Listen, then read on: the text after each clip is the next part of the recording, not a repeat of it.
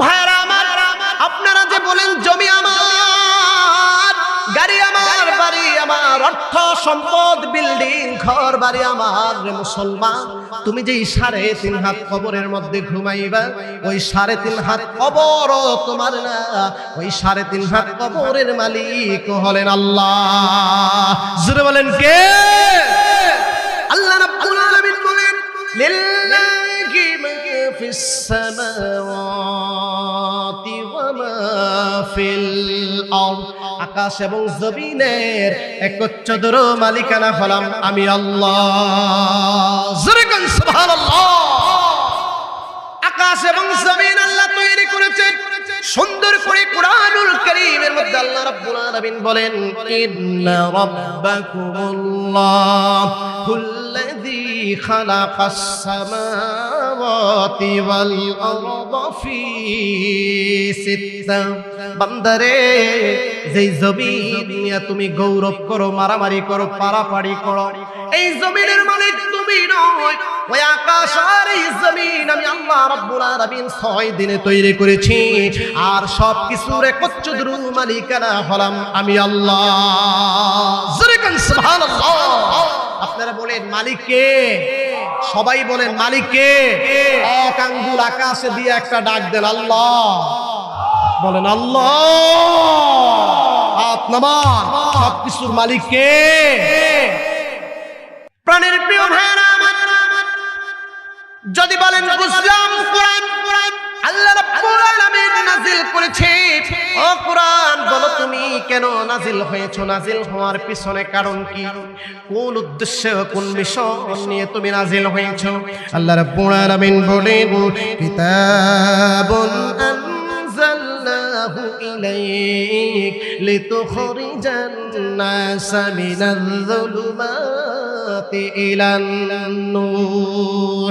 নাজিল হওয়ার পিছনে কারণ হলো মানুষের তৈরি করা আইন ও মতবাদ অন্ধকার সমূহের রাস্তা থেকে ইলান নূর, আলোর দিকে, ইসলামের দিকে, কোরআনের দিকে মানুষকে দাবিত করার জন্য যুগে যুগে 30 পারা নাজিল হয়েছে। জোরে কোন সুবহানাল্লাহ।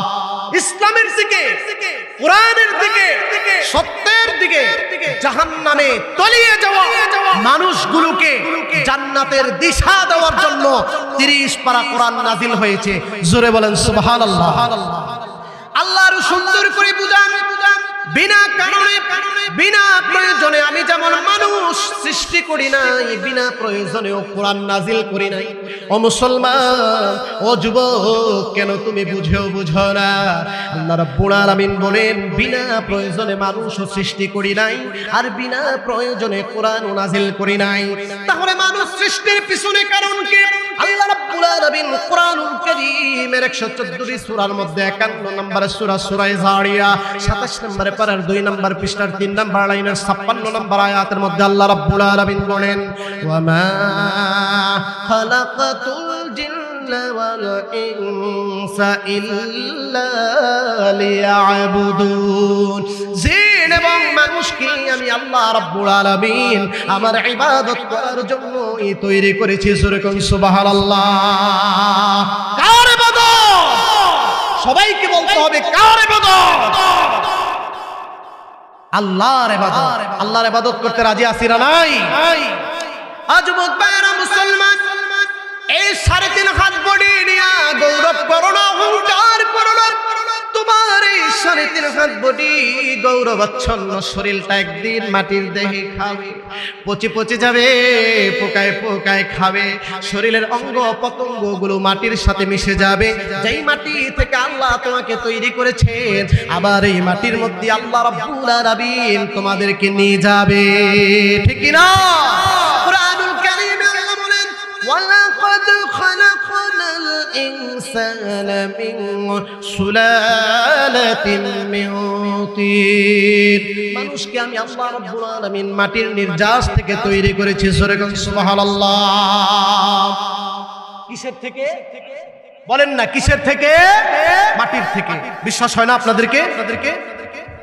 মানুষ যখন মাটি দেয় তখন একটা দোয়া পড়ে কি পড়ে না? প্রথম যখন কবরে লাশটা নামা তখন একটা দোয়া আছে, আছে না নাই? এরপরে যখন মাটি দেন তখন একটা দোয়া আছে, আছে না নাই? লাশটা যখন নামায় তখন কি দোয়া পড়ে? বিসমিল্লাহি ওয়া আলা, কথা কয় না, বিসমিল্লাহি ওয়া আলা। আমি একবার এক মহল্লায় চাকরি করি ভাই, দেখবেন হুজুর কিন্তু আবার ডবল মুফতি কিছু আছে, আছে না নাই? মানে দায়ের তিগা, কথা কয় না, দায়ের তিগা গুছি গাছি আমার লগে দিয়ে একটু আগুয়াই দিয়ে, কথা কোন ঠিক কিনা? আমি কি ওয়াজ গুরুস্থান করার লেগে আইছি? আমি কি ওয়াজ গুরুস্থান করার লেগে আইছি? মানুষ আছে না নাই? একটা দোয়া আছে, বিসমিল্লাহি ওয়া আলা মিল্লাতে। এক পণ্ডিত হুজুরের আগে মাতবুরি করতে যায়, কইয়া লাইছে বিসমিল্লাহি ওয়া আলা বারাকাতিল্লাহ। এবার কেমন হইছে?